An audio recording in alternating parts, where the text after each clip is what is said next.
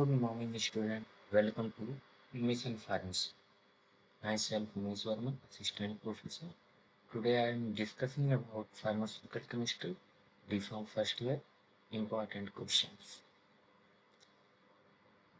Dear student, जो DPharm का जो एग्जाम पेपर होता है वो 3 पार्ट में डिवाइड रहता है. सेक्शन ए, जिसमें short question, very short question like 1 word या फिर 1 सेंटेंस क्वेश्चंस होते हैं. सेकंड जो होता है शॉर्ट क्वेश्चन होता है. थर्ड सेक्शन सी जो होता है वो लॉन्ग आंसर क्वेश्चंस होते हैं. तो इन 3 पार्ट में डिवाइड रहता है. तो उसी के जो भी एग्जाम के से रिलेटेड जो भी क्वेश्चंस हैं जो फार्मास्यूटिकल केमिस्ट्री में पूछे जाते हैं, मोस्ट प्रोबेबली पूछे जाते हैं, हम उस क्वेश्चन को लेके आए हैं. तो आज हम उन्हीं क्वेश्चन के बारे में डिस्कशन करेंगे. इसके जो सॉल्यूशन होंगे हम उसको नेक्स्ट पार्ट में बताएंगे. इनके सॉल्यूशन अभी हम बताएंगे क्या क्या इंपॉर्टेंट क्वेश्चन है. अगर आप लोग जितने क्वेश्चन हम दे रहे हैं इसी क्वेश्चन को सॉल्व कर लो तो तुम्हारे जो एग्जाम है उसमें अच्छे मार्क्स ले आ सकते हो. जैसे सेक्शन ए में क्या है, 1 word और 1 सेंटेंस क्वेश्चन. 1 word पूछा जाएगा या 1 सेंटेंस क्वेश्चन पूछेगा. तो सबसे पहले जो हमारा फर्स्ट यूनिट और सेकंड यूनिट. फर्स्ट यूनिट से क्या है, कुछ इम्प्योरिटीज वगैरह के बारे में पूछे जाते हैं. इस सोर्स ऑफ इम्प्योरिटी के वगैरह, source of impurity and effect of impurity, इनके बारे में पूछे जाते हैं. जो दूसरा चैप्टर है उसमें है टाइट्रेशन वगैरह, तो वहाँ से टाइट्रेशन के बारे में पूछे जाते हैं. तो जो फर्स्ट 2 यूनिट है वहाँ से एटलीस्ट 3 to 4 क्वेश्चन आते हैं. 3 to 4 क्वेश्चन आते हैं. उन्हीं के बारे में हम बताएंगे कि कौन कौन से क्वेश्चन पूछे जा सकते हैं. जैसे पहला क्वेश्चन क्या है, define the following term. Titrate and titrant. Titrate और टाइट्रेंट दो वर्ड होते हैं. टाइट्रेट को दूसरे नाम से जाना जाता है टाइट्रेंट. तो टाइट्रेंट जो होता है वो होता है अननोन कंसंट्रेशन के लिए. हम अननोन कंसंट्रेशन का जो सोल्यूशन होता है उसके कंसंट्रेशन को पता करने के लिए जो यूज किया जाता है वो होता है टाइट्रेंट. वो होता है डाउन, मतलब नीचे की साइड होता है हमारा जो कॉनिकल फ्लास्क में टाइट्रेशन के दौरान जो कॉनिकल फ्लास्क में रखते हैं उसको बोला जाता है टाइट्रेंट और टाइट्रेट. दूसरा होता है टाइट्रेंट. टाइट्रेंट क्या होता है, नॉन कंसंट्रेशन होता है. इसको बोल सकते हैं स्टैंडर्ड सॉल्यूशन बोल सकते हैं. इसका कंसंट्रेशन हमें पता होता है. इसकी मदद से हम टाइट्रेट का कंसंट्रेशन निकालते हैं. दूसरा है write the chemical name, structure and uses of thiopental sodium. Thiopental sodium जो होता है short, ultra short acting anaesthesia होता है जो सर्जरी वगैरह के दौरान दिया जाता है. अब इसकी जो स्ट्रक्चर वगैरह है इसको हम नेक्स्ट वीडियो में डिस्कस करेंगे. इसका स्ट्रक्चर बना के आपको बताएंगे कि कैसे थायोपेंटल स्ट्रक्चर होता है और उसका केमिकल नाम कैसे हम लिखेंगे वो हम नेक्स्ट वीडियो में डिस्क्राइब करेंगे. नेक्स्ट क्वेश्चन है define cholinergic drug and name related agent. अब कोलिनर्जिक ड्रग क्या होते हैं, ऐसे ड्रग जो एसिटाइल कोलिन के फंक्शन को मिमिक करें. एसिटाइल कोलिन के फंक्शन को जो मिमिक करे उसको बोलते हैं कोलिनर्जिक ड्रग. अगर एसिटाइल कोलिन के फंक्शन को मिमिक कर रहा है तो उसके एक्शन को बढ़ा देगा. कुछ एजेंट होते हैं जैसे acetyl choline, pilocarpine, neostigmine and फाइसोस्टिग्मिन. ये कुछ एजेंट हैं जो यूज किए जाते हैं. लेकिन यहाँ पे हमें इतने सारे ड्रग के नाम नहीं लिखना, किसी एक का नाम, किसी एक ड्रग का नाम एग्जाम्पल के रूप में लिख देना है. और इसको दूसरे नाम से पूछा जा सकता है. जो कोलिनर्जिक ड्रग है उसको दूसरे टाइप से पूछे जा सकते हैं. जैसे पैरासिम्पैथेटोमाइमेटिक, मतलब जो कोलिनर्जिक ड्रग है इसको पैरासिम्पैथेटोमाइमेटिक ड्रग भी बोला जाता है। तो इसके लिए प्रिपेयर रहें। कोलिनर्जिक ड्रग को पैरासिम्पैथोमाइमेटिक बोला जा सकता है या फिर एसिटाइल कोलिन माइमेटिक ड्रग बोला जा सकता है। नेक्स्ट आता है apparatus used in limit test of arsenic। जो आर्सेनिक है, लिमिट टेस्ट ऑफ आर्सेनिक, इसको हम कंप्लीट डिफाइन करेंगे। इसके प्रिंसिपल के बारे में, इसके प्रोसीजर के बारे में, इसके जो भी लिमिट कितना होना चाहिए अकॉर्डिंग टू आईटी, ये सारी चीज़ें हम नेक्स्ट वीडियो में डिस्क्राइब करेंगे। यहाँ पे हम केवल पूछा जा रहा है कि कौन सा ऑपरेटर्स यूज होता है। वो ऑपरेटर होता है गडजेट ऑपरेटर, जिससे हम आर्सेनिक लिमिट टेस्ट करते हैं। जो हमारा गडजेट ऑपरेटर है उसके थ्रू हम आर्सेनिक का लिमिट टेस्ट परफॉर्म करते हैं। नेक्स्ट है methyl iron change its colour in basic medium from yellow to. अब हमारा जो मिथाइल ऑरेंज है, जो मिथाइल ऑरेंज है वो बेसिक मीडियम में जो होता है वो येलो कलर ही होता है। जब ये एसिडिक मीडियम में जाता है तो ये रेड कलर हो जाता है। मिथाइल ऑरेंज बेसिक मीडियम में येलो कलर रहेगा, लेकिन उसको जब एसिडिक मीडियम में चेंज करेंगे तो वो रेड कलर में कन्वर्ट हो जाता है। हम इसके बारे में नेक्स्ट वीडियो में बताएंगे। डिफरेंट डिफरेंट जो भी इंडिकेटर यूज किए जाते हैं वो एसिडिक मीडियम में किस कलर के होंगे, बेसिक मीडियम में किस कलर के होंगे, उसको हम नेक्स्ट वीडियो में डिस्क्राइब करेंगे। यहाँ पे बस जो क्वेश्चन है हम उसके बारे में बता रहे हैं कि ये क्वेश्चन पूछे जा सकते हैं और ये क्वेश्चन पूछे गए हैं लास्ट ईयर, लास्ट 4 ईयर जो भी क्वेश्चन पूछे गए उसके आधार पर हमने ये पेपर बनाया। नेक्स्ट है diuretic drug act as aldosterone antagonist is. अब ये उस पर्टिकुलर ड्रग के बारे में पूछा जा रहा है कि जो ड्रग एल्डोस्टेरोन एंटागोनिस्ट के रूप में यूज किया जाता है। एल्डोस्टेरोन क्या कराता है? Reabsorption of water. लेकिन डाययूरेटिक ड्रग जो है वो क्या कराएगा? यूरिनेशन फास्ट कराएगा, मोर यूरिन फॉर्मेशन कराएगा। और वो कैसे कराएगा? एल्डोस्टेरोन को ब्लॉक करके, उसके फंक्शन को रोक करके वो क्या कराएगा? जो भी वाटर रीअब्जॉर्ब हो रहा था यूरिन ब्लड में, उसको क्या करेगा? रीअब्जॉर्प्शन को रोक देगा। जैसे हमारा जो नेफ्रॉन है, हमारा जो नेफ्रॉन होता है,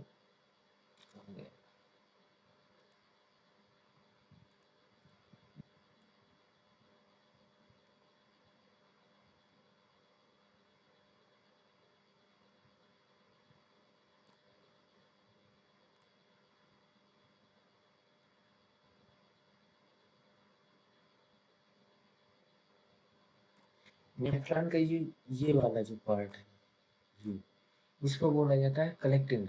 हमारा जो एल्डोस्टेरॉन है यहीं पे आके एक्शन देता है। यहाँ से क्या करेगा? एल्डोस्टेरॉन रीअब्जॉर्प्शन ऑफ वाटर कराएगा। लेकिन ये जो डाययूरेटिक ड्रग होते हैं वो यहीं पे आके एक्शन शो करते हैं। यहाँ से क्या करेगा? वाटर का जो रीअब्जॉर्प्शन है उसको ब्लॉक कर देगा। अगर रीअब्जॉर्प्शन ब्लॉक हो गया तो मोर वाटर कहाँ पे प्रेजेंट हो जाएगा? यूरिन में, जिससे वॉल्यूम ऑफ यूरिन बढ़ जाएगा। यहाँ पे जो ड्रग काम करता है वो ड्रग होता है स्पाइरोनोलैक्टोन। कौन सा ड्रग? स्पाइरोनोलैक्टोन, जो हमारा कलेक्टिंग ड्रग पर काम करता है। हम इसके पूरे जो जितने पार्ट हैं उसको अलग अलग नेक्स्ट वीडियो में बताएंगे कि हमारा जो पीसीटी है वहाँ पे कौन सा ड्रग काम करेगा, जो हमारा लूप ऑफ फेनले है वहाँ पे कौन सा काम करेगा, डीसीटी है वहाँ पे कौन सा काम करेगा, और हमारा जो कलेक्टिंग ड्रग है वहाँ पे कौन सा ड्रग काम करेगा। हम ऐसे ही रिप्रेजेंट करके, ग्राफिकल रिप्रेजेंट करके आपको बता देंगे, ताकि आपको उसका मोड ऑफ एक्शन पता हो जाए कि कौन कहाँ पे काम करता है और कैसे काम करता है।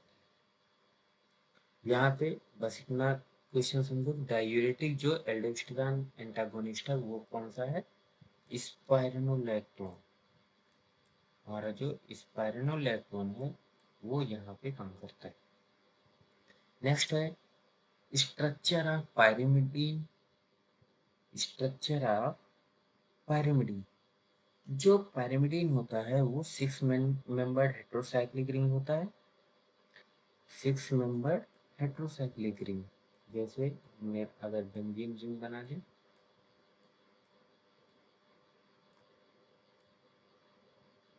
ये बेंजीन रिंग हो गया।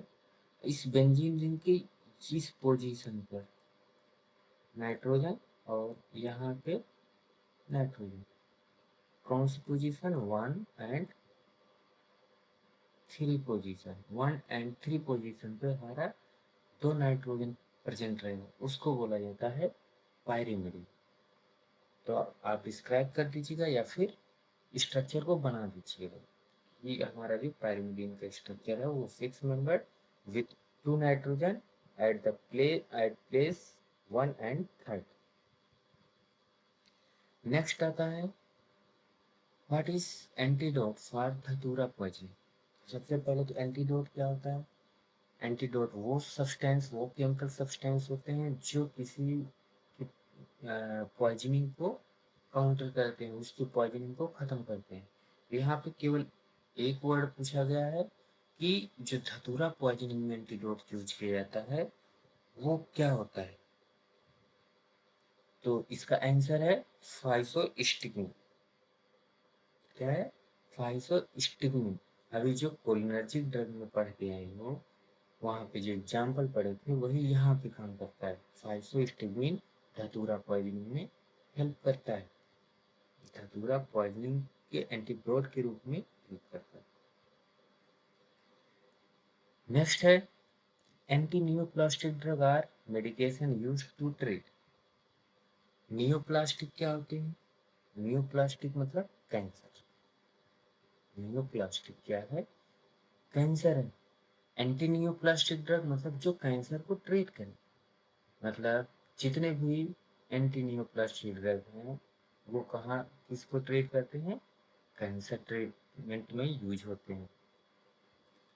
नेक्स्ट है what is the role of indicator in reaction. What is the role, अगर इंडिकेटर जैसे phenyl, phenyl phenyl red, methyl orange, methyl blue, phenolphthalein, ये सारे हमारे इंडिकेटर हैं। और ये जो इंडिकेटर हैं वो क्यों यूज किए जा रहे हैं, उसमें कलर चेंज आता है। जब कलर चेंज आता है तो हम क्या बताते हैं कि जो टाइट्रेशन है हमारा वो कंप्लीट हो गया है। मतलब जो इंडिकेटर है वो बता रहा है कि हमारा एंड पॉइंट आ गया है। यहाँ पे जो हमारा आंसर होगा वो किसी भी रिएक्शन के एंड पॉइंट को इंडिकेट करता है, किसी भी रिएक्शन के एंड पॉइंट को बताता है। नेक्स्ट है कलर एंड यूजेज ऑफ केमेनोस। एमिनोफोर जो होता है वो ऑक्सीडाइजिंग एजेंट के रूप में यूज किया जाता है। अब ऑक्सीडाइजिंग एजेंट क्या होते हैं, जो किसी भी कंपाउंड को ऑक्सीडाइज करें, या तो उसमें ऑक्सीजन को जोड़ दें या वहाँ से हाइड्रोजन को रिमूव कर दें।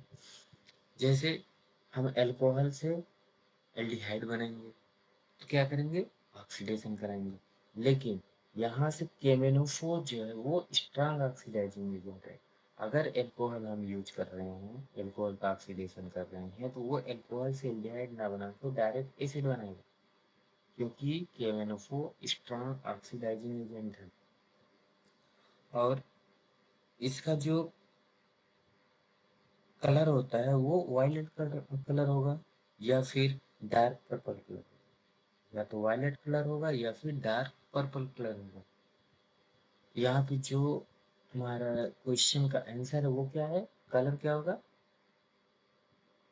डार्क पर्पल या फिर वायलेट कलर। यूज कहाँ करोगे, ऑक्सीडाइजिंग एजेंट के रूप में यूज करोगे या फिर क्लीनिंग ऑफ वुंड। यूज करोगे। पोटेशियम परमैंगनेट, इसको बोला जाता है पोटेशियम परमैंगनेट। नेक्स्ट है chemical formula and use of ferrous sulphate. Chemical formula क्या है? फेरस, फेरस मतलब Fe+2। दो चीजें होती हैं, एक होता है फेरस, एक होता है फेरिक। जो फेरस होता है वो Fe+2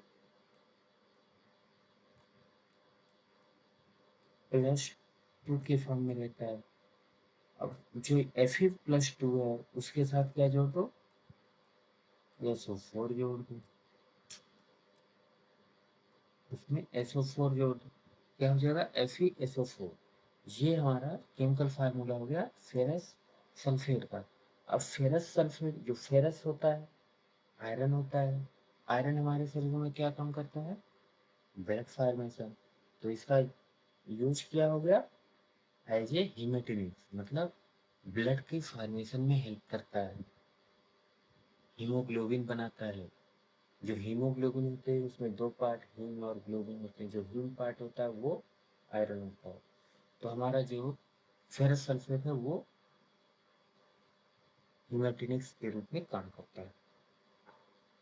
नेक्स्ट क्वेश्चन है central pharmacopoeia laboratory situated at Ghaziabad. हमारा जो सेंट्रल फार्माकोपिया लेबोरेटरी है वो गाजियाबाद में किचन है। नेक्स्ट है बीटाडीन। बीटाडीन क्या होता है? बहुत यूज किए होगे, कहीं भी कट लगा होगा बीटाडीन लगा दो। तो बीटाडीन क्या होता है? ये ब्रांड नेम है। ब्रांड नेम किसका है? जो बीटाडीन है वो ब्रांड नेम किसका है? Povidone iodine. पोविडोन आयोडीन का जो फॉर्मुलेशन होता है, जो ब्रांड नेम उसका बताया गया वो है बीटाडीन। तो आप आंसर क्या दे सकते हैं? Betadine is a brand name of povidone iodine preparation. Povidone iodine preparation उसका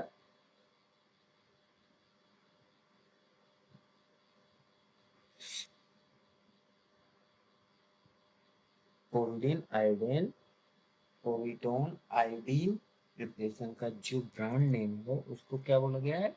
बीटाडीन। नेक्स्ट है use of dental product. Dental product क्यों यूज कर रहे हैं? डेंटल प्रोडक्ट इसलिए यूज किया जाता है कि हमारे जो डेंटल मतलब टीथ में जो कैरीज है, कैविटीज है, उसको हम ट्रीट करेंगे। दूसरा, अगर हमारा जो टीथ है वो सेंसिटिव हो जाए, ज़्यादा सेंसिटिव होगा किसके प्रति?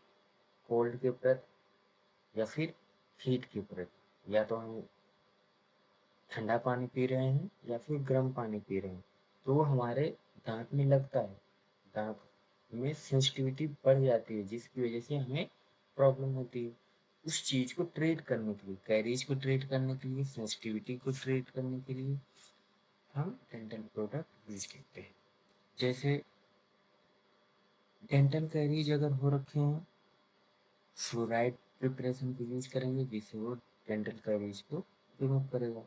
दूसरा, पॉलिशिंग एजेंट कैल्शियम कार्बोनेट। अगर हमारा जो टीथ है वो उससे कैल्शियम रिमूव हो गया है, हमारा जो टीथ है वो थिन हो गया है, तो उसकी पॉलिशिंग की जाती है किससे?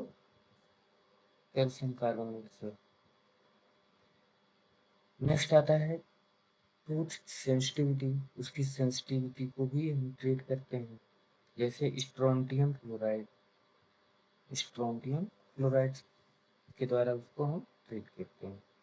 ये डेंटल प्रोडक्ट हम किस रूप में यूज कर रहे हैं? डेंटल कैरीज को ट्रीट करने के लिए, उसके बाद हमारा पॉलिशिंग एजेंट के रूप में और सेंसिटिविटी को ट्रीट करने के लिए। नेक्स्ट है which is called laughing. Laughing gas किसको बोलते हैं? वो है नाइट्रस ऑक्साइड। क्या? Nitrous oxide. नाइट्रस ऑक्साइड का मतलब N2O। N2O यूज करते हैं as a laughing gas. Next है which are the following and antacid. Antacid सबसे पहले तो एंटासिड होते क्या है?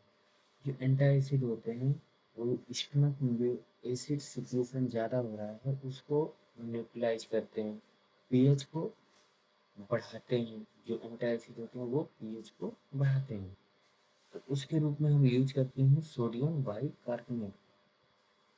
उसमें यूज करते हैं सोडियम बाइकार्बोनेट।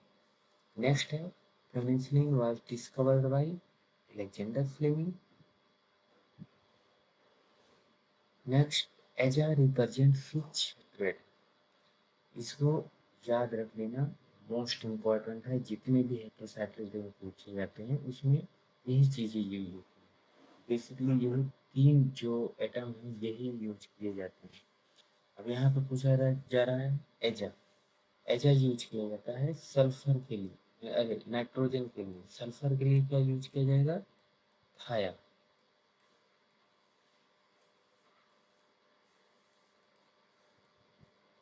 थाया यूज किया जाएगा सल्फर के लिए। और ऑक्सीजन के लिए यूज किया जाएगा ऑक्साइड। ऑक्सीजन के लिए ऑक्साइड। इसमें आंसर क्या होगा? Nitrogen. Which drug is used to treat malaria? Which drug is used to treat malaria? Answer है क्लोरोक्विन। क्लोरोक्विन। नेक्स्ट है Calpol is the brand name for. Calpol is the brand name. बहुत खाए होगी Calpol, paracetamol. Calpol क्या है? Paracetamol. Next है methotrexate is an example of. methotrexate, अब जब इसमें पढ़ेंगे anti cancer drug. Anti cancer drug, अब कैंसर क्या था अभी ऊपर बताते हैं, नियोप्लास्टिक। जो हमारा methotrexate है वो एंटी नियोप्लास्टिक एजेंट के रूप में यूज किया जाता है। नेक्स्ट है the full form of EDDA. EDDA full form क्या होगा? Ethylene diamine tetra acetic acid. Ethylene diamine tetra acetic acid, ये हमारे ईडीडीए का फुल फॉर्म। अब ऊपर एक क्वेश्चन पढ़ के आए थे, आर्सेनिक यूनिट टेस्ट के लिए कौन सा ऑपरेटर्स यूज करते हैं, उसी को उल्टा करके पूछ लिया गया। Gutzeit operators is used for limit test of arsenic. Limit test of arsenic. Next question है the chemical formula of sodium bicarbonate. Sodium carbonate, एक है सोडियम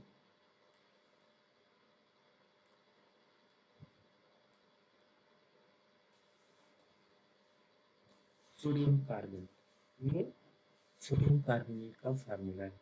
लेकिन इसी में इसे हाइड्रो सोडियम को एक सोडियम को रिप्लेस करके वहाँ पे एक हाइड्रोजन लगा दे, तो हमारा ये क्या हो जाएगा? Sodium bicarbonate. नेक्स्ट है milk of magnesia is common name for. Milk of magnesia किसका कॉमन नेम है? Magnesium hydroxide. Magnesium hydroxide.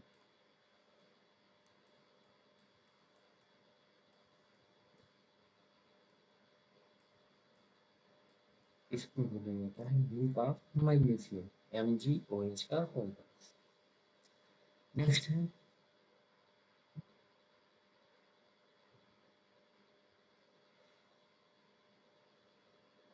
which indicator is used during complexometric titration। अब कॉम्प्लेक्सोमेट्रिक टाइट्रेशन क्या होता है? जब हम टाइट्रेशन करेंगे उसमें एक कॉम्प्लेक्स स्ट्रक्चर बनेगा, और कॉम्प्लेक्स स्ट्रक्चर जो है एक डिफरेंट कलर देता है। वो कॉम्प्लेक्स स्ट्रक्चर एक डिफरेंट कलर देगा, उसको बोलते हैं कॉम्प्लेक्सोमेट्रिक टाइट्रेशन। और उसमें जो इंडिकेटर यूज किया जाता है उसमें होता है मेरिट साइड, नोट कर लेना।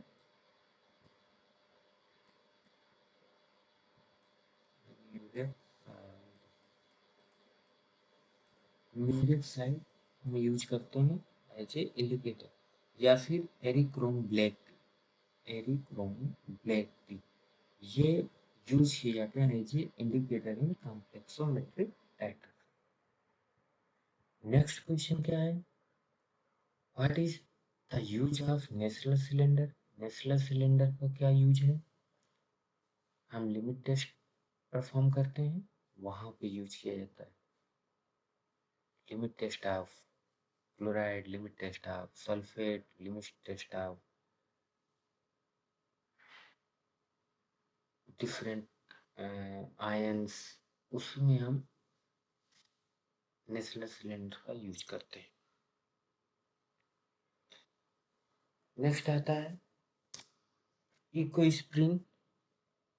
Eco spring is the brand name of, नाम से पता चल रहा है इको स्प्रिंग मतलब एस्पिरिन आ रहा है, वो एस्पिरिन के ब्रांड नेम के रूप में यूज किया जाता है। एस्पिरिन में क्या होता है, एसिटाइल सैलिसिलिक एसिड, अगर कहीं पे एसिटाइल सैलिसिलिक एसिड दिया नाम दे रहा है तो इसका मतलब क्या है, वो एस्पिरिन की बात कर रहा है, और एस्पिरिन का ब्रांड नेम क्या है, इको स्प्रिंग। नेक्स्ट क्वेश्चन है, what is the antidote for organophosphate poison. Organophosphate poisoning, अब जब ऑर्गेनोफॉस्फेट पॉइजनिंग होगा तो उसको ट्रीट किससे किया जाएगा, उसकी जो पॉइजनिंग उसको रिमूव कैसे की जाएगी, उसको दिया जाएगा एट्रोपिन, उसको एट्रोपिन दिया जाएगा जिससे ऑर्गेनोफॉस्फेट पॉइजनिंग को रिमूव कर सकते हैं। नेक्स्ट है, give the chemical name of aspirin और फेनिटोन। एस्पिरिन का भी केमिकल नेम जस्ट इसके ऊपर इको स्प्रिन में बताया, एसिटाइल सैलिसिलिक एसिड, और जो फेनिटोन होता है वो होता है 5,5 डाइफिनाइल इमिडाजोलिडीन 2,4 डाई, मतलब 5-5 डाइफिनाइल इमिडाजोलिडीन 2,4 डाई। हम इसको स्ट्रक्चर बना के नेक्स्ट वीडियो में हम आपको बताएंगे, इसका स्ट्रक्चर बना के आपको दिखाएंगे कि कैसे ये उसमें दो फिनाइल ग्रुप होता है, जो इमिडाजोल होता है वो अनसेचुरेटेड हो जाता है, इमिडाजोल में भी दूसरे और चौथे पोजीशन पे कीटोन ग्रुप रहता है, उसको बोला जाता है 5-5 डाइफिनाइल इमिडाजोलिडीन 2,4 डाई। यही बता देते हैं, ध्यान से देखो।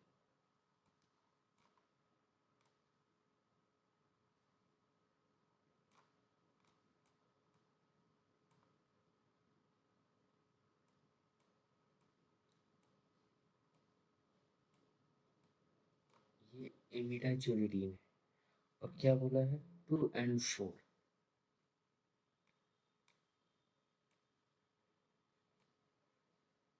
ये 2 हो गया, यहाँ पे ऑन है, और ये 4 हो गया, यहाँ पे ऑन है, यहाँ पे बताया गया है डाइफिनाइल, तो फिनाइल ग्रुप है, तो बेंजीन ग्रुप यहाँ पे लगे। तो ये हो गया हमारा स्ट्रक्चर किसका, फेनिटोइन का, मतलब 5-5 डाइफिनाइल इमिडाजोलिडीन 2,4 डाई। नेक्स्ट है, where the central pharmacopoeial laboratory is situated, this question is repeated, ये भी गाजीपुर।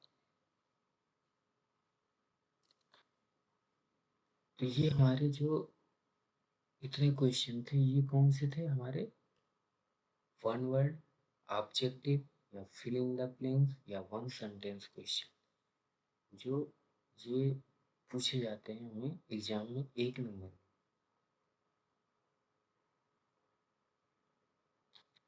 इसके बाद हम अगले वीडियो में बताएंगे शॉर्ट आंसर, मतलब जो शॉर्ट आंसर होते हैं उनके क्वेश्चन, सेक्शन बी जो है वहाँ नेक्स्ट वीडियो में I am discussing about Important question for pharmaceutical chemistry. In last video, I am discussing about very short or one word, very short or one word question or one sentence question. Today I am discussing about short type question. Short type question जो carry करता है 3 marks. जो short type question है उसमें जो पहला question है उसमें पूछा गया है write the principle and reaction involve in limit test of chloride.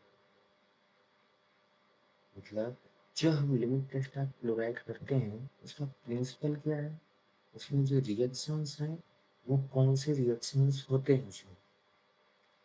जैसे इसमें प्रिंसिपल क्या है कि जो हमारा सॉल्युबल क्लोराइड है, मतलब जो भी हम सैंपल ले रहे हैं उसमें डिजॉल्व जो भी क्लोराइड है वो रिएक्शन किससे करता है, सिल्वर नाइट्रेट से, और वो सिल्वर नाइट्रेट से रिएक्शन करके सिल्वर क्लोराइड बनाता है। और वही सिल्वर क्लोराइड हमारा व्हाइट प्रेसिपिटेट देता है, या फिर जो भी टर्बिडिटी आती है उस सॉल्यूशन में, टेस्ट सॉल्यूशन में, वो किसकी वजह से आती है, जो सिल्वर क्लोराइड फॉर्म हो रहा है उसकी वजह से उसमें टर्बिडिटी आती है। अब उसमें रिएक्शंस कैसे होते हैं, जो हमारा क्लोराइड है वो रिएक्शन किससे कर रहा है, AgNO3, और उसमें स्मॉल अमाउंट पे हम डाल रहे हैं नाइट्रिक एसिड, जिससे क्या होगा, जो AgNO3 है वो किससे रिएक्शन करेगा, हमारे क्लोराइड से, और क्लोराइड से रिएक्शन करके वो बनाएगा AgCl, मतलब सिल्वर क्लोराइड। और जो भी क्लोराइड हो नाइट्रेट होगा वो नाइट्रेट निकल जाएगा, हमारा AgCl बन गया प्लस NO3 माइनस, ये रिमूव हो जाएगा। तो इस तरीके से हमारा जो रिएक्शन इन्वॉल्व होता है जिसमें लिमिट टेस्ट ऑफ क्लोराइड, वो इस पे बेस्ड होता है। हम नेक्स्ट वीडियो में इसको हम कंप्लीट रिएक्शन के थ्रू बताएंगे। जैसे यहाँ पे भी अगर आप जानना चाहते हैं तो हम थोड़ा सा कर सकते हैं। जैसे हमारा Cl है, ये रिएक्शन किससे कर रहा है,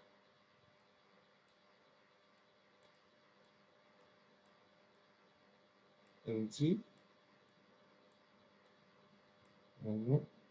से, और ये जो रिएक्शन करेंगे यहाँ पे क्या हम ऐड करते हैं,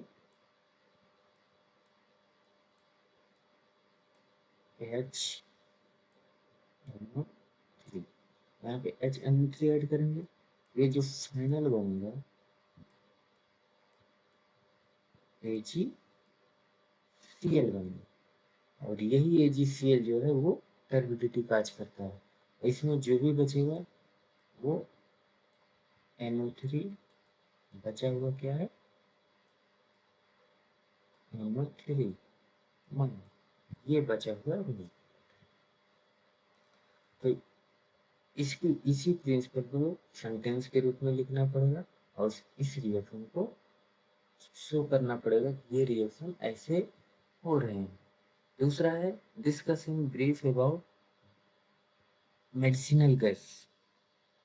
कुछ गैस हैं जो एज ए मेडिसिनल यूज किए जाते हैं। उस गैस में जैसे ऑक्सीजन यूज किया जाता है। ऑक्सीजन कब यूज किया जाता है, जब शरीर में ऑक्सीजन की कमी होती है तो हम ऑक्सीजन यूज करते हैं। जब ऑक्सीजन की कमी होती है तो उसको एक कंडीशन बोला जाता है हाइपोक्सिया, मतलब ऑक्सीजन की कमी हो रखी है, उस टाइम हम यूज करते हैं ऑक्सीजन। दूसरा आता है नाइट्रस ऑक्साइड। क्या है, नाइट्रस ऑक्साइड। जैसे नाइट्रस ऑक्साइड क्या था, लाफिंग गैस, लेकिन लाफिंग गैस के साथ साथ उसको और किस कहाँ यूज कर सकते हैं, एनेस्थेटिक के रूप में, एज ए एनेस्थीसिया यूज किया जाता है नाइट्रस ऑक्साइड को। थर्ड है कार्बन डाइऑक्साइड। ये क्या करता है, रेस्पिरेटरी को स्टिमुलेट करता है। किसी का अगर रेस्पिरेटरी सिस्टम सही नहीं चल रहा है तो उसको कार्बन डाइऑक्साइड दिया जाता है, इससे उसका रेस्पिरेटरी सिस्टम स्टिमुलेट हो जाता है। ये 3 गैसें हैं जो यूज किए जाते हैं। अब इन्हीं को आप डिस्क्राइब कर सकते हैं। ऑक्सीजन एनवायरनमेंट में कितना पाया जाता है और उसका यूज क्या है। हाइपोक्सिया, अब हाइपोक्सिया को डिस्क्राइब कर देना, हाइपोक्सिया होता क्या है। उसके बाद तुम्हारा एनेस्थेटिक के रूप में यूज किया जाता है। अब वो एनेस्थीसिया क्या होता है पहले उसको बता देंगे। जब एनेस्थीसिया को बताओगे उसमें होता है ना कि जो हमारा नाइट्रस ऑक्साइड है वो एज ए एनेस्थेटिक यूज किया। थर्ड क्या है, कार्बन डाइऑक्साइड। कार्बन डाइऑक्साइड का यूज किया जा रहा है, उसको यूज किया जा रहा है रिस्पायरेटरी स्टिमुलेंट के रूप में। ये तीन गैस हैं जो यूज किए जा रहे हैं।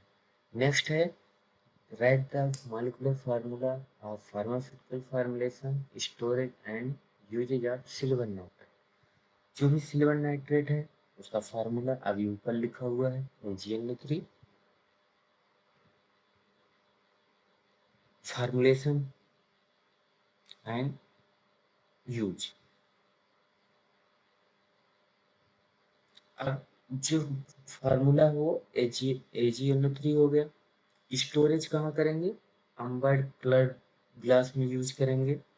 उसको टाइटली क्लोज करके रखेंगे क्योंकि ये सेंसिटिव होता है लाइट के लिए। अगर लाइट डायरेक्टली क्रॉस कर गया या फिर डायरेक्टली पेनिट्रेट कर गया उस ग्लास को और AgNO3 के पास तक पहुंच गया तो उसका जो कलर है, उसका जो केमिकल प्रॉपर्टीज हैं, वो सारे केमिकल प्रॉपर्टीज वगैरह चेंज हो जाते हैं। इसीलिए इसको अम्बर कलर्ड बोतल में स्टोर किया जाता है और इसको सनलाइट से दूर रखा जाता है। नेक्स्ट है यूज। कोई भी टॉपिकल एंटी इंफेक्टिव एजेंट, मतलब इन कोई भी इंफेक्शन हो रखा है अगर टॉपिकल है, जहाँ पे इंफेक्शन हो रखा है उस इंफेक्शन को ट्रीट करने के लिए नाइट्रेट, सिल्वर नाइट्रेट का यूज करते हैं। लिमिट टेस्ट ऑफ क्लोराइड के रूप में यूज करते हैं। अभी ऊपर ही देखे थे लिमिट टेस्ट ऑफ क्लोराइड में AgNO3 यूज किया जाता था। या फिर वर्ट के लिए यूज किया जाता है WARTS।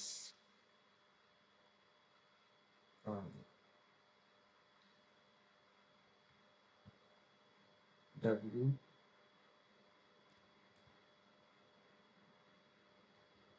W A R T S। इसके लिए यूज किया जाता है। अब ये वर्ट क्या होता है, वर्ट क्या होता है, ये एक वर्ट जो होता है ये स्किन में ही होता है। स्किन में क्या होगा, एक आउटग्रोथ आ जाते हैं वर्ट, स्किन में ही आउटग्रोथ आ जाते हैं। ये किसकी वजह से होता है, ये जो आउटग्रोथ हो रहा है ये किसी बैक्टीरिया के इन्फेक्शन की वजह से, किसी वायरस के इन्फेक्शन की वजह से हो रहा है। जैसे ह्यूमन पैपिलोमा वायरस है, इसकी वजह से ये वर्ट इन्फेक्शन होता है। उसको ट्रीट करने के लिए हम क्या यूज करते हैं, सिल्वर नाइट्रेट यूज करते हैं। या फिर किसी भी बैक्टीरियल इन्फेक्शन है उस जगह भी इसको यूज किया जाएगा। तो सिल्वर नाइट्रेट कहाँ पे यूज किया गया, इन्फेक्शन में। और कहाँ पे, लिमिट टेस्ट ऑफ क्लोराइड में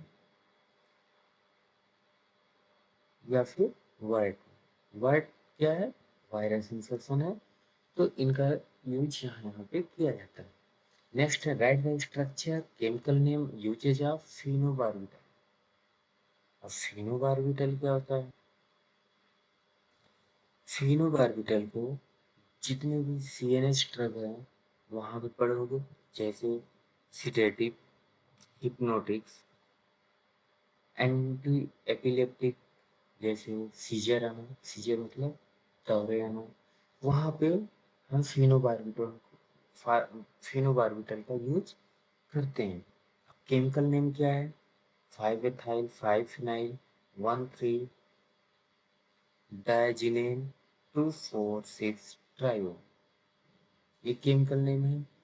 केमिकल नेम कैसे याद कर सकते हो, जब इसका स्ट्रक्चर याद होगा तब इसका केमिकल नेम आप बता सकते हो, या फिर आपको केमिकल नेम याद है तो उससे स्ट्रक्चर आप बना सकते हैं।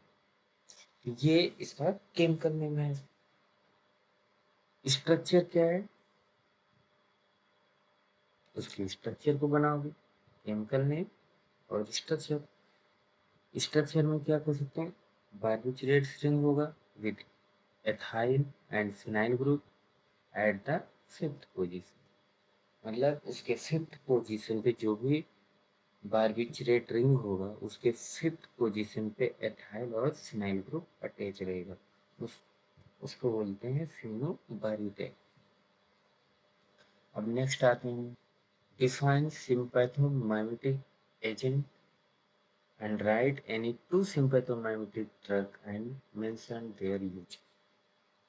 अब sympathomimetic क्या होते हैं,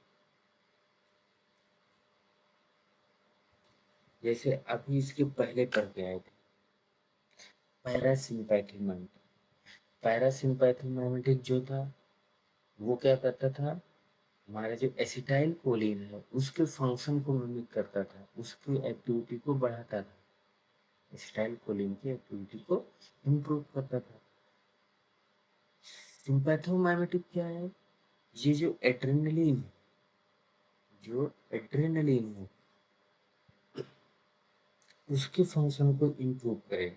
अब एड्रेनलिन क्या करता है, एक्शन, जो भी एक्शन पोटेंशियल है उसको बढ़ा देगा, एक्टिव कर देगा किसी भी चीज की। जैसे जो सिंपैथोमाइमेटिक है या फिर सिंपैथेटिक नर्वस सिस्टम, उसमें क्या आता है, फाइट फ्राइट फ्लाइट, ये चीजें आती हैं। ट्रिपल ए बोला जाता है। मतलब अगर सिंपैथेटिक सिस्टम एक्टिवेट हो रहा है तो उस समय जो बॉडी है वो एनर्जेटिक हो जाएगी, उस समय बॉडी एनर्जेटिक हो जाएगी। तो जो एड्रेनलिन है वो क्या करता है, सिंपैथेटिक नर्वस सिस्टम पे काम करता है। अगर हम एड्रेनलिन की फंक्शन को मिमिक कराते हैं, उसके फंक्शन को इम्प्रूव कराते हैं, उसके एक्शन एड्रेनलिन के एक्शन को बढ़ाते हैं, तो उसको बोला जाता है सिंपैथोमाइमेटिक ड्रग या सिंपैथोमाइमेटिक एजेंट। एग्जाम्पल में क्या है,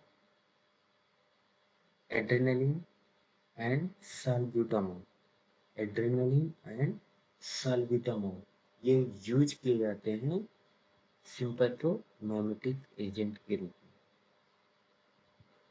नेक्स्ट क्वेश्चन है, write the structure, chemical name and uses and in formulation are captopril. अब जो कैप्टोप्रिल है यूज कहाँ करते हैं, यूज कहाँ करते हैं, जितने भी प्रिल सब लास्ट में प्रिल आते हैं वो एसीई इनहिबिटर होते हैं। अब एसी इनहिबिटर कहाँ होता है, हमारे एंटी हाइपरटेंसिव ड्रग जो होते हैं उसका एक क्लास है एसी इनहिबिटर, जैसे beta blocker, calcium channel blocker या फिर डायूरेटिक्स। उसी तरीके का ये एसीई इनहिबिटर एक क्लास है एंटी हाइपरटेंसिव ड्रग का। तो जो कैप्टोप्रिल है वो as a anti hypertensive drug use किया जाता है, और जो कैप्टोप्रिल है उसका क्या बनाया जाता है, टैबलेट।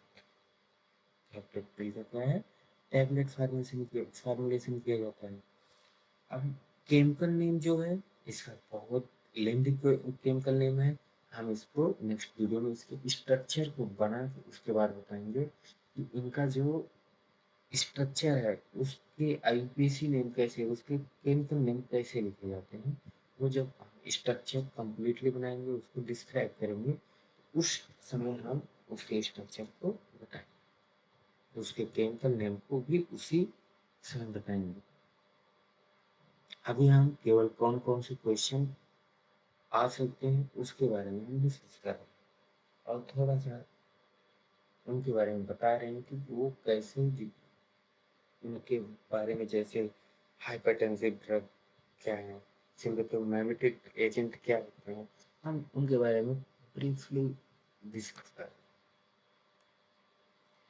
नेक्स्ट है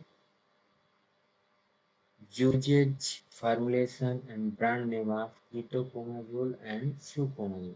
सबसे पहले कीटोकोनाजोल यूज कहाँ होता है, यूज कहाँ होता है? सबसे ज़्यादा अगर कोई फंगल इन्फेक्शन होता है तो वहाँ पे कीटोकोनाजोल यूज किया जाता है। मतलब हमारा जो कीटोकोनाजोल है और फ्लूकोनाजोल है वो as a anti fungal agent use किए जाते हैं। फॉर्मुलेशन में क्या है, क्रीम भी पाए होगे इनका, टेबलेट भी पाए होगे, जेल भी पाए होगे, पाउडर भी पाए होगे और इंजेक्शन के रूप में भी दिया जाता है। फ्लूकोनाजोल को इंजेक्शन के रूप में भी दिया जाता है, लेकिन कीटोकोनाजोल को cream, tablet, gel and powder इस रूप में यूज किया जाता है। ये इनका इनका जो एंटी फंगल एजेंट है जैसे कीटोकोनाजोल और फ्लूकोनाजोल, इनके जो फार्मूलेशन है वो क्रीम, टैबलेट, जेल इस और पाउडर इन के रूप में फॉर्मुलेट किया। इनका जो ब्रांड नेम है, एक आध तो वैसे ब्रांड नेम ढेर सारे हैं, एक एक ब्रांड नेम लिख लेना। नाइजोरल जो है कीटोकोनाजोल के लिए, नाइजोरल और डाइफ्लूकान, डाइफ्लूकान इसके लिए है फ्लूकोनाजोल, डाइफ्लूकान इसके लिए फ्लूकोनाजोल के लिए और नाइजोरल कीटोकोनाजोल, ये इनका ब्रांड नेम। नेक्स्ट आता है एक्यूरेसी एंड प्रिसीजन। एक्यूरेसी क्या होता है? एक्यूरेसी जो होता है उसको हम कंपेयर करते हैं अपने स्टैंडर्ड वैल्यू से। जैसे closeness of experimental value to the standard value. हमारा जो एक्सपेरिमेंटल वैल्यू है वो प्रैक्टिकल वैल्यू से कितना क्लोज है उसको बोलते हैं एक्यूरेसी। अगर हमारा एक्सपेरिमेंटल वैल्यू स्टैंडर्ड वैल्यू से क्लोज ज़्यादा है तो उसको बोलेंगे हमारा जो वैल्यू आया वो एक्यूरेट आया, उसकी एक्यूरेसी ज़्यादा। लेकिन जो प्रिसीजन होता है वो क्या होता है? प्रिसीजन हम जो एक्सपेरिमेंट करते हैं उसको मल्टीपल टाइम करते हैं, हम एक्सपेरिमेंट मल्टीपल टाइम करते हैं और अगर हम मल्टीपल टाइम कर रहे हैं तो उसके मल्टीपल रीडिंग आएंगे। वो रीडिंग अगर हमारे स्टैंडर्ड वैल्यू से क्लोज है वो एक्यूरेट हो जाएगा। लेकिन अगर हमारे वो जो तीन वैल्यू हैं जो मल्टीपल रीडिंग है वो आपस में क्लोज हैं वो प्रिसाइज हो जाएगा। अगर वो आपस में नहीं क्लोज हैं वो नॉन प्रिसाइज वैल्यू हो जाएगा। तो ये हमारा एक्यूरेसी और प्रिसीजन है। जैसे एक एग्जाम्पल के रूप में हम बताते हैं कि हमने 1 kg सुक्रोज वे किया, 1 kg सुक्रोज वे किया और उसी को किसी स्टूडेंट को दिया गया कि इसको वे करो। उस स्टूडेंट ने उसको वे कितना किया? 990 ml, 990 kg, 1 kg यूज किए थे, 990 ग्राम हम उसको वे करेंगे। अब डिफरेंस कितना आया? 10 ग्राम का। फिर सेकेंड टाइम जब उसको वे किया गया वो 985 आया। जब 985 आया डिफरेंस कितना आया? 15 का। तो हमारा जो क्लोज है इसके स्टैंडर्ड वैल्यू से वो कौन सा है? 990 ग्राम वाला, वो हमारे स्टैंडर्ड वैल्यू से क्लोज है। 985 वाला हमारा डिस्टेंस हो गया। अब और वेइंग करते हैं तो क्या आएगा, थर्ड वे हमारा वेट कितना है 984 और 983। अब इसमें पूछा जाता है प्रिसाइज वैल्यू क्या होगी और एक्यूरेट वैल्यू क्या होगी। हमारा जो प्रिसाइज 900 एक है 84, एक है 985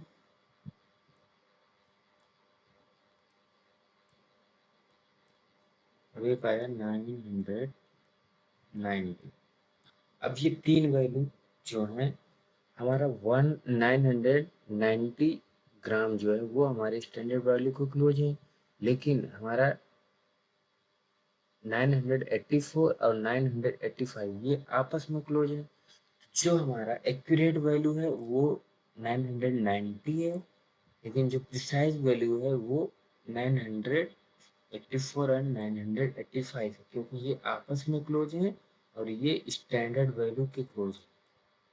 990 स्टैंडर्ड वैल्यू के क्लोज है, इसलिए ये मोर एक्यूरेट है और ये मोर प्रिसाइज है। और ये दोनों साइज भी नहीं है, एक्यूरेट भी नहीं है। ये आपस में जब कंपेयर किया जाता है तो ये वैल्यू एक्यूरेट नहीं है, ये एक्यूरेट है, लेकिन ये आपस में साइज नहीं है।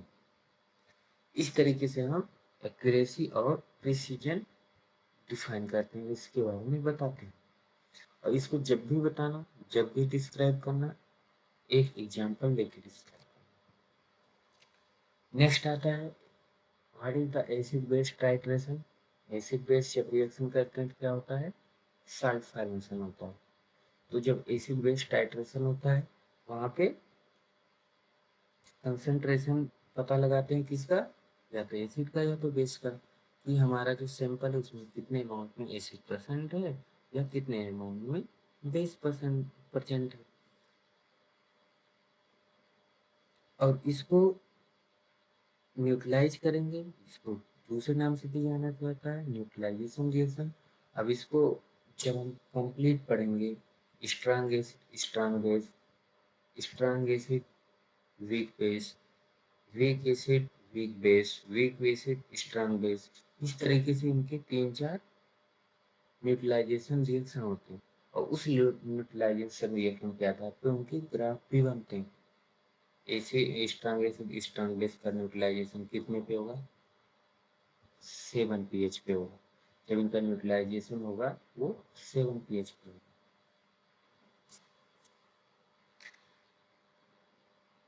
तो इस तरीके से डिफरेंट डिफरेंट ग्राफ बनेंगे, उस ग्राफ के आधार पे हम डिस्कस करेंगे। इसका जब नेक्स्ट वीडियो आएगा तो वहाँ पे एसिड बेस टाइट्रेशन को हम ब्रीफली डिस्क्राइब करेंगे, तो उस समय हम इसके बारे में बताएंगे। नेक्स्ट है right use and classification of anti arrhythmic drug.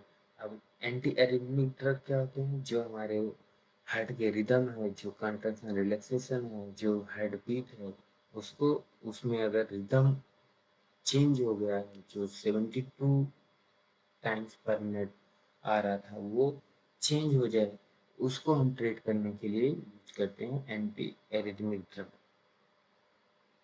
अब उसमें जाके देखोगे क्लासिफिकेशन में class first, class second, class third, class fourth. Class first में sodium channel blocker, class second में बीटा ब्लॉकर, क्लास थर्ड में potassium channel blocker, class four में calcium channel blocker. ये सारी चीज़ें हम क्लासीफाई करेंगे। क्लासीफाई करके उसमें से एक आध दो ड्रग का स्ट्रक्चर भी मेंशन कर देंगे। इससे हमारा क्या हो जाएगा, क्लासिफिकेशन क्या होता है और एंटी एरिथमिक ड्रग पहले से डिफाइन करोगे, एंटी एरिथमिक ड्रग फिर क्लासिफाई करोगे और लास्ट में यूज। यूज में क्या ही है, जो इरेगुलर हार्ट बीट हुआ है उसको हम ट्रीट करें। नेक्स्ट आता है NSAID एजेंट। NSAID, अब NSAID क्या होता है, non steroidal anti inflammatory drug.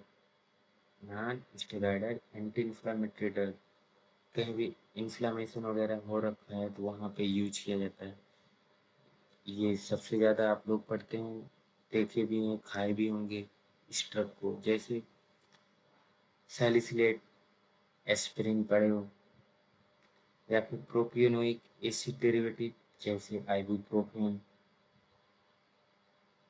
सेलेकॉक्स coxib, या फिर पैरासीटामोल, ये हमारे किस में आते जाते हैं, NaCl। अब नेक्स्ट आता है एंटी मलेरियल एजेंट।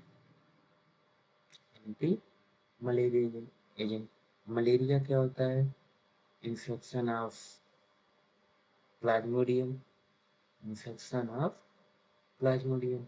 अब उस प्लाज्मोडियम के इन्फेक्शन को ट्रीट किया जाता है, और जिस एजेंट से ट्रीट किया जाता है वो होता है एंटी मलेरियल एजेंट, उसको बोला जाता है एंटी मलेरियल एजेंट। अब ट्रीटमेंट और प्रोफाइलैक्सिस दो चीजें होती हैं। प्रोफाइलैक्सिस मतलब इन्फेक्शन होने से पहले हम जिस इन्फेक्शन होने के पहले ही अगर हम ड्रग का यूज कर रहे हैं उसको बोला जाता है प्रोफाइलैक्सिस। लेकिन इन्फेक्शन होने के बाद अगर हम ड्रग यूज कर रहे हैं तो हम उसको ट्रीट कर रहे हैं। प्रोफाइलैक्सिस में हम मलेरिया होने से रोकते हैं, लेकिन ट्रीटमेंट में क्या है, मलेरिया हो गया है और उसको हम ट्रीट करते हैं। तो जो एंटी मलेरियल ड्रग है वो दोनों तरीके से यूज किए हैं, प्रोफाइलैक्सिस एंड ट्रीटमेंट।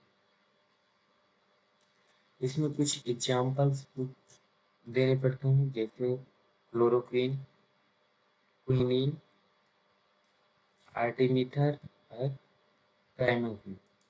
ये कुछ एग्जाम्पल्स हैं जो हम यूज करते हैं as a anti malarial agent. Next है state the uses, stability, storage and formulation of doxycycline. Doxycycline क्या है, ये एंटीबायोटिक है, किस क्लास का, टेट्रासाइक्लिन। डॉक्सीसाइक्लिन जो है वो टेट्रासाइक्लिन का एक क्लास है, टेट्रासाइक्लिन क्लास का एक ड्रग है। जैसे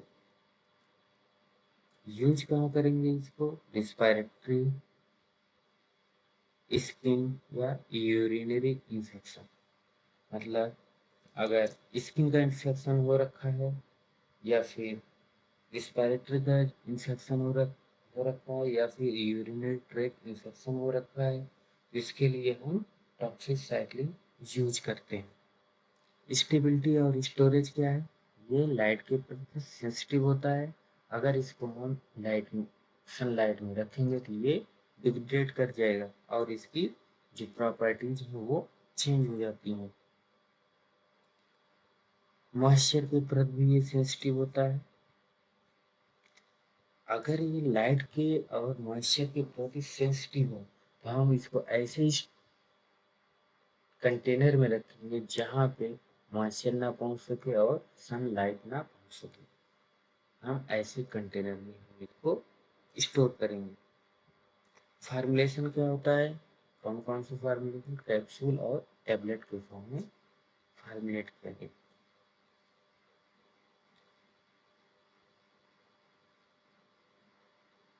नेक्स्ट है डाइक्लोफिनेक और एसिक्लोफिनेक।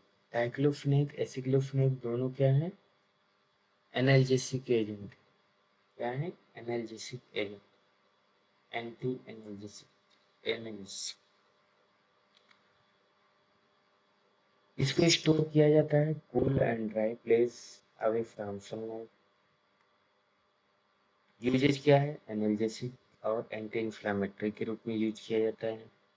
उनके कुछ ब्रांड नेम है, जैसे डाइक्लोफिनेक का क्या है, वोवेरान, VOVERAN, ओवेरान डाइक्लोफिनेक के लिए है। जीरोडॉल SP, जो कि सबसे ज़्यादा इस प्रेजेंट टाइम में यूज किया जा रहा है, जीरोडॉल SP। जीरोडॉल जो है उसमें केवल एसिक्लोफिनेक होगा, लेकिन जब SP हो जाता है तो वो कॉम्बिनेशन में आ जाता है। नेक्स्ट है इंसुलिन एंड डिप्रेशन। इंसुलिन का जो प्रिपरेशन है वो कैसे करें। अब इंसुलिन क्या है, सबसे पहले तो इसी को डिस्क्राइब करोगे। इंसुलिन है क्या? इंसुलिन एक हार्मोन है जो ग्लूकोज के मेटाबॉलिज्म में हेल्प करता है। अगर इंसुलिन की कमी होती है तो डायबिटीज हो जाती है। अगर इंसुलिन की कमी होती है तो डायबिटीज हो जाएगी, क्योंकि जो कार्बोहाइड्रेट है उसका मेटाबॉलिज्म प्रॉपर नहीं हो पाता है। अब इसमें जो भी है प्रिपरेशन कौन कौन से होते हैं वो हम नेक्स्ट बताएंगे। कैसे प्रिपेयर किया जाता है वो, जैसे कुछ हैं रैपिड एक्टिंग में लिस्प्रो, ये इंसुलिन की प्रिपरेशन है। जो रैपिड एक्शन देगा वो उसमें आता है लिस्प्रो में।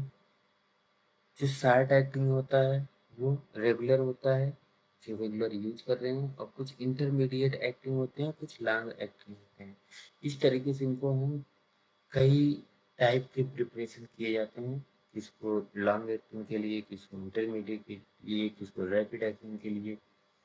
अगर किसी का डायबिटीज इतना बढ़ गया है कि उसको तुरंत ही तुरंत ट्रीट करना है, तुरंत के तुरंत उसको कंट्रोल करना है, उसमें लिस्प्रो इंसुलिन दिया जाता है। अब इसमें जाके पढ़ना पड़ेगा आप लोग को कि डायबिटीज क्या होते हैं, टाइप 1 टाइप 2 वो क्या होते हैं, इन सब के बारे में तुमको डीपली पढ़ना पड़ेगा, क्योंकि इससे भी क्वेश्चन पूछे जाते हैं। नेक्स्ट है give the principle and limitation of Mohr's method. अब मोहर्स मेथड क्या होता है, अगर टाइट्रेशन पढ़े होगे तो आपको पता चलेगा कि हमारा जो मोहर्स मेथड वो क्या है। मोहर्स मेथड जो है वो टाइट्रेशन का एक मेथड होता है। वो प्रिंसिपल किस प्रिंसिपल पे बेस्ड होता है, precipitation titration using silver nitrate with potassium chromate as an indicator।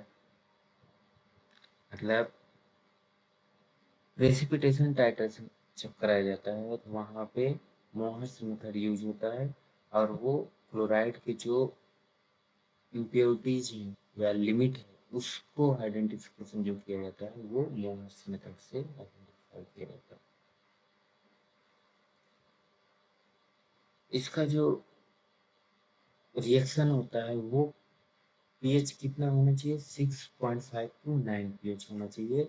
इस कंडीशन में जो भी रिएक्शंस होते हैं वो मोहर्स मेथड में होते हैं, 6.5 टू 9 पीएच। इससे जो आइडेंटिफाई किया जाता है वो क्लोराइड किया जाता है। ये सुटेबल नहीं होता आयोडीन और थायोसाइनेट के लिए, आयोडीन के लिए ये सुटेबल नहीं है। नेक्स्ट है discuss anti tubercular drug, tuberculosis infection. Tuberculosis infection कैसे होता है, माइक्रोबैक्टीरियम ट्यूबरकुलोसिस के द्वारा, माइक्रोबैक्टीरियम ट्यूबरकुलोसिस के द्वारा होता है। इसके जो कुछ ड्रग हैं जैसे आइसोनियाजाइड, रिफैम्पसिन और इथम्ब्यूटॉल, ये सारी चीजें यूज की जाती हैं। अब जो भी हो यहाँ पे तुम्हें बताना है वो रिफैम्पसिन के बारे में बताना है। रिफैम्पसिन होता क्या है, उसके पहले ट्यूबरकुलोसिस क्या होते हैं, फिर जब ड्रग के बारे में बताओ उसके स्ट्रक्चर के, उसके केमिकल नेम के बारे में, उसके यूज के बारे में, ये सारी चीजें आपको रिफरेंसिंग के बारे में बता। नेक्स्ट आता है explain the principle of acid base titration. अभी आगे पढ़ के न्यूट्रलाइजेशन क्लियर होता है। यहाँ पे क्वेश्चन 9 और क्वेश्चन 18 आर रिपीटेड। ये कई बार पूछे गए क्वेश्चन है इसलिए रिपीट हो गए हैं। ये कई बार पूछे गए हैं, लास्ट 4 ईयर में ये 2 या 3 बार पूछे गए। नेक्स्ट है डिस्कस मेडिसिनल गैसेस। ये हम फर्स्ट जो वीडियो है सेक्शन ए का, उसमें हम इसके बारे में बताएंगे जो गैसेस हैं वो क्या है। और यहाँ भी बताया गया क्वेश्चन नंबर 2 में। क्वेश्चन नंबर 2 में जो बताया गया है मेडिसिनल गैस जैसे ऑक्सीजन, नाइट्रस ऑक्साइड, ये सारी चीज़ें हम क्वेश्चन नंबर 2 में भी डिस्कस किए हैं, इसके पहले वाले में भी डिस्कस किए। नेक्स्ट है question number 20, right a brief note on insulin. अभी ऊपर जो पढ़े हो, अब इंसुलिन होता क्या है, हार्मोन है, उसमें कितने चैन पाए जाते हैं ए बी सी, और वो कितने टाइप के होते हैं, उनके प्रिपरेशन क्या है, ये सारी चीज़ें आपको इंसुलिन के नोट में लिखना। नेक्स्ट आते हैं what are the topical agent. Topical agent क्या है, टॉपिकल एजेंट मतलब जो हम स्किन पे यूज करते हैं, जो हम स्किन पर यूज करें उसको बोलते हैं टॉपिकल एजेंट। जैसे calamine lotion, povidone iodine, clotrimazole cream, ये सारी चीज़ें हम यूज करते हैं। अब कैलामाइन लोशन, कोई भी इंफेक्शन हो रखा है तो उसके लिए कैलामाइन लोशन यूज करते हैं। पोविडोन आयोडीन, कट लग गया है, कोई इंफेक्शन हो गया है तो यूज करते हैं। क्लोट्रीमाजोल, अगर फंगल इंफेक्शन हुआ है उस समय हम क्लोट्रीमाजोल यूज करते हैं। ये सारी चीज़ें हम टॉपिकल एजेंट के रूप में यूज करते हैं। नेक्स्ट आता है anti hypertensive drug with suitable example. Anti hypertensive जो ब्लड प्रेशर को कम करे, जैसे अब इसको जब क्लासीफाई करोगे तो एसी इनहिबिटर जैसे कैप्टोप्रिल, एनालॉप्रिल, ये जो आते हैं ये प्रिल वाले एसी इनहिबिटर होते हैं। दूसरा बीटा ब्लॉकर एटिमोल, टीमोल, ये जो आते हैं हमारे बीटा ब्लॉकर में आते हैं। नेक्स्ट डायूरेटिक्स, जितने भी डायूरेटिक वाले ड्रग हैं वो यहाँ पे यूज कर सकते हैं। वॉल्यूम कम करता है, वॉल्यूम करके ब्लड प्रेशर कम करता है। कैल्शियम चैनल ब्लॉकर, ग्रेपामिल वगैरह, ये आ जाते हैं कैल्शियम चैनल ब्लॉकर में। इस तरीके से एंटी हाइपरटेंसिव ड्रग होते क्यों, इसको क्लासिफाई कर देना ये दीजिए। Define antibiotics and give example. Define antibiotics, antibiotics क्या, तो एंटीबायोटिक्स ऐसे केमिकल सब्सटेंस होते हैं जो हम बैक्टीरिया से निकाल के उन्हीं बैक्टीरिया को किल करने के लिए यूज करते हैं, उसको बोलते हैं एंटीबायोटिक्स। मतलब हम किसी भी केमिकल को माइक्रो ऑर्गेनिक से निकालें और उसी ऑर्गेनिक को उसी की केमिकल से उसको किल कर दें, उसको बोलते हैं एंटीबायोटिक्स। एग्जाम्पल में क्या है, पेनिसिलिन, एमोक्सिसिलिन, स्ट्रेप्टोमाइसिन, सिफाइलोस्पोरिन, ये सारे हमारे आ जाते हैं एंटीबायोटिक के यूज होते हैं। नेक्स्ट है what is the role of thioglycolic acid in the limit test for iron.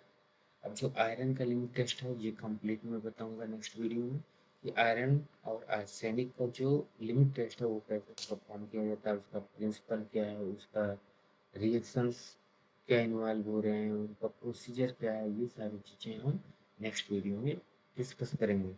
अब यहाँ पे पूछा गया थायोग्लाइकोलिक एसिड। अब थायोग्लाइकोलिक एसिड होता है, ऐसा तो है नहीं कि जो हमने सैंपल लिया उसमें आयरन फेरस फॉर्म में ही, वहाँ पे फेरिक फॉर्म में भी हो सकता है। तो जो थायोग्लाइकोलिक एसिड है वो जो फेरस फॉर्म में, फेरिक फॉर्म में प्रेजेंट है आयरन, उसको चेंज करता है फेरस फॉर्म में, और वो कंबाइन करता है उस फेरस फॉर्म से और बनाता है फेरस थायोग्लाइकोलेट। क्या बनाता है, फेरस थायोग्लाइकोलेट, और कलर बनाता है reddish purple colour, reddish purple and purple colour ये बनाएगा। और बेसिकली यूज क्या कर रहा है कि रिड्यूसिंग एजेंट का काम कर रहा है। फेरिक को किसमें चेंज कर रहा है, फेरस, मतलब Fe+3 को चेंज किया है Fe+2 में, तो एज ए रिड्यूसिंग एजेंट भी काम कर रहा है।